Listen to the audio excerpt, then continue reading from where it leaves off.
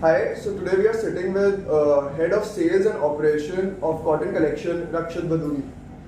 Hi Akshat, so how are you? I'm fine. So we took a tour of your factory and it was really nice and like spacious. So we have like few questions for you. So the first one is, can you walk me through the complete transformation process from receiving a raw material order to shipping the finished resort wear product? What are the key stages and their typical cycle time? जब हमें order आता है मिलता है, we have to give the order around in 80 days and fabric हम लोग source करते हैं फ्रॉम साउथ इंडिया। फैब्रिक जाता है जोधपुर फॉर प्रिंटिंग। प्रिंटिंग होके हमारे पास आता है, फिर हम लोग उसको करते हैं कट, फिर होता है स्टिच, फिर होता है पैक। बट उसमें भी और चीज़ें होती है, जैसे हैंड एम्ब्रॉयडरी होता है, वो भी हम लोग आउटसोर्स करते बाहर से। एंड इवन स्टिचिंग के बाद फैब्रिक होता है वॉश, तो वो भी हम इन हाउस ही करते हैं।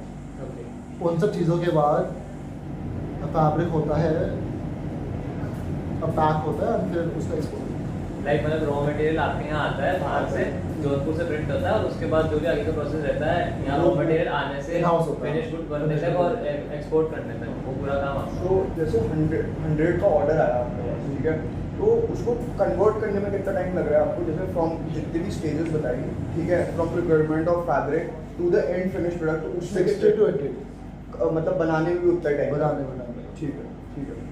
ओके, सो नेक्स्ट क्वेश्चन मेरा रहेगा आपसे कि मतलब आप कैसे बैलेंस करते हो प्रोडक्शन लाइन को, मतलब उसको आइडियल टाइम जो है उसका मैक्सिमाइजिंग एफिशिएंसी और वो टाइम को बीच में कैसे आप मैनेज करते हो कि टाइम ज़्यादा लगे नहीं और मेरा एफिशिएंसी जो है वो बढ़ा है? जैसा कि अभी आपने बताया कि एक प्रोडक्ट को रेडी होने में आपको 80 डेज लगते हैं ना, 80 डेज लगते हैं और आप 60 to 80 60 to 80 डेज। तो लाइक आप 60 to 80 डेज में आप कितने और जो क्लॉथ मेटेरियल जो कपड़े हैं या प्रोडक्ट है वो आप कितने मैन्युफैक्चर कर लेते हो, रेडी कर लेते हो, तो आपका ना एवरेज जो टाइम है वो कम लगे पर प्रोडक्ट पे।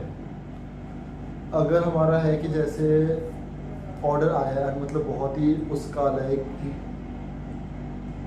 अब कम टाइम है, तो हम लोग अपना जो स्टिचिंग का है वो आउटसोर्स भी करते हैं बाहर से। मतलब एक तो इन हाउस होता ही होता है, उसको बाहर भी देते हैं हम कि और जल्दी काम। सरप्लस अगर ऑर्डर आ गए तो मैनेज द इन्वेंट्री कि पूरा प्रोडक्ट मतलब आउटपुट प्रोड्यूस हो जाए जो भी फाइनेंस सेलर के पास है, तो पार्टली ऐसे कर लेते हो, पार्टली ऐसे कर लेते हैं, ऐसे हम नहीं करते। लाइक मतलब जैसे 60 दिन लगते हैं तो चाहे कितना बड़ा भी ऑर्डर हो 60 दिन में रेडी हो जाता है। रेडी होना ही होना है, मतलब कोई, क्योंकि एक्सपोर्ट के ऑर्डर्स का होता है लाइक उनका डेट काफ़ी होती है इम्पॉर्टेंट कि हमने उस वक्त उनको भेजना ही भेजना है, क्योंकि अगर हम उनको नहीं भेज पाएंगे टाइम से तो उसको भी हैव टू पे अ फाइन। अच्छा, तो फाइन टू वो एंड कंज्यूमर या फिर वो जो किसको देना होता है फाइन? हाँ, in the form of discount, right? Yes, in the form of discount. अच्छा, लाइक जैसा कि आपने बताया बायर जो है मतलब उसको, जैसा कि आपने बताया आपके जो सप्लाई चेन में जो रॉ मटेरियल्स आते हैं, फैब्रिक, एक्सेसरीज, है ना, एक तो आप उनको कैसे मैनेज करते हैं तो आपने बता दिया, और आपके उसके लिए फिर इंचार्ज भी है जो मतलब देखते हैं कितना स्टॉक है, कितना हमको और चीज़ ऑर्डर करनी है, ओके, तो वो सब इनको उनसे लेते हैं, फिर अपना और ऑर्डर करते हैं। ठीक है। जैसे आदित्य अपने नेक्स्ट क्वेश्चन पे जाए उससे पहले, तो पूरी कंपनी में कितने एम्प्लॉयज हैं अभी आपके? 100 एम्प्लॉयज 100 एम्प्लॉयज हैं in this factory right now. Okay, like ये अभी नीचे जो एम्प्लॉय स्टिचिंग वगैरह कर रहे हैं, बट उनका क्या होता है कि जैसे हमारे अभी ऊपर लाइक फिनिशिंग में है तो वो है सैलरी बेस्ड है, जो अपना अब वो है जैसे अब आपके टेलर, हाँ कारीगर जो होगा वो उनका होता है पीस में, कि उनका एक पीस अगर उनका बनेगा तो उनको उतने ही मिलेंगे पैसे। अच्छा, जैसे आपको मटेरियल आता है, आपके जोधपुर से आता है और आपने एक और जगह होते हैं वहाँ से मटेरियल आता है, तो आपके कोई सप्लायर से कांटेक्ट साउथ इंडिया, हाँ, है ना? एक से है।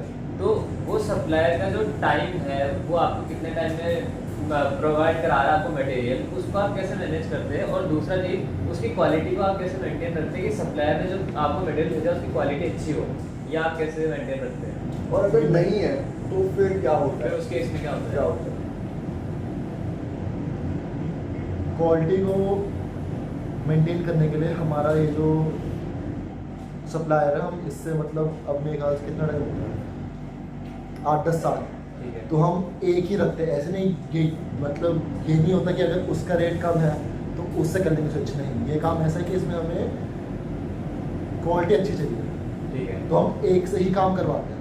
ओके। तो हमें मतलब इतना उसके अब साथ अब टाइम हो गया कि हमें पता है कि इसकी ऐसी है क्वालिटी, तो हमें उसमें दिक्कत नहीं आती है, इशू नहीं आता। और जैसा कि कभी कभी ये भी हो जाता है कि जो सप्लायर से हम सामान ले रहे हैं वो शायद एक समय पे ऐसा भी कभी कभी हो जाता है कि वो शायद डिमांड फुलफिल नहीं कर पा रहा है, हाँ, तो वो टाइम पे सप्लाई नहीं कर पाता है, तो हाँ, उस केस में आप क्या कर पाते हैं? मतलब किसी दूसरे डीलर से या फिर दूसरे से फिर आपका- हम लोग इंटरेक्ट करते हैं, बात करते हैं। तो सिर्फ अभी एक ही मेजर सप्लायर है? अभी तो एक ही है, बट अभी मैं फिर अपना जस्ट वो क्या था, जोधपुर गया था मैं। अच्छा, हाँ। तो मतलब उधर फिर और भी जितने प्रिंटर है उनसे इंटरेक्ट की वो किए कि अगली बार से उनको भी मतलब ऑनबोर्ड करा जाए थोड़ा सा, जो कि रीच बढ़ेगा, तो Reach इस वजह से एक पे डिपेंडेंसी कम हो जाए। डिपेंड्स का हो जाएगा। Okay. Thank you so much Rakshit, time निकालने के लिए एंड हमसे बात करने के लिए।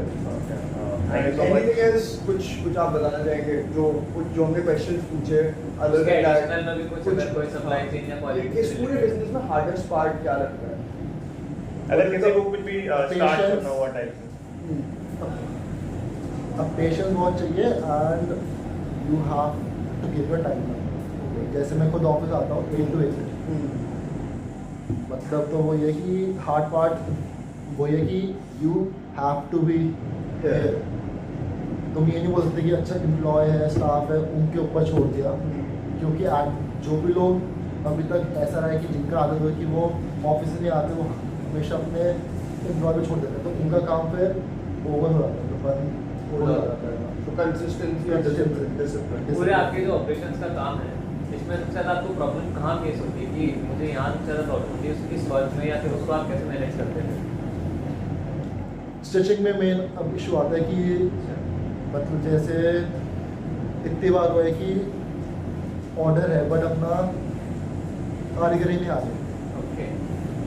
तो वो चीज़ का इशू आता है बहुत ज़्यादा। वर्कफोर्स का issue। वर्कफोर्स का इशू आता है, क्योंकि हमारे अभी जहाँ पे अभी हम हैं तो वहाँ पे और भी एक्सपोर्ट हाउस है, मतलब उनका भी है काम, तो अगर उनका भी जब अच्छा काम होता है तो और लोग भी फिर उधर जाते हैं, तो उनको बोलेंगे आओ तो वो फिर नहीं आते हैं ऐसे, वो भी इशू इस रहता है। पूरे एरिया की रेट्स होते हैं वेजेस पे, या फिर मतलब सिमिलर होते हैं, या जो जैसा काम होता है उस पर डिपेंड करते होते हैं?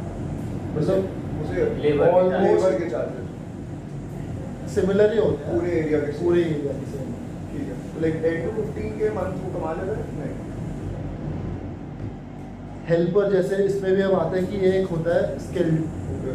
स्किल्ड में जैसे अब आपका आ गया कारीगर, तो जो मेरे ख्याल से अच्छा, जिसकी स्पीड अच्छी है, स्किल अच्छी होगी, तो he will earn up to 28 to 35 के अराउंड। हेल्पर की अब सैलरी होती है around 10K, okay. 8 hours, and उसके बाद उसका ओवर टाइम का और अब उसका एक्स्ट्रा तो ओवर टाइम मेंटेन कैसे होता है? मतलब कोई शीट मैनेज करते हो? शीट मैनेज होती है। शीट मैनेजमेंट कि सिस्टम पे ही है। एक तो उनकी हाँ, एंट्री कब है हम्म। और एग्जिट कब है। अच्छा। Attendance अटेंडेंस क्या? तो इसका भी कोई सुपरवाइजर हेड है जो अटेंडेंस मेंटेन करता है? हाँ, उसका उसका है, ठीक है। Okay, thank you so much. Thank you so much Akshay, once again।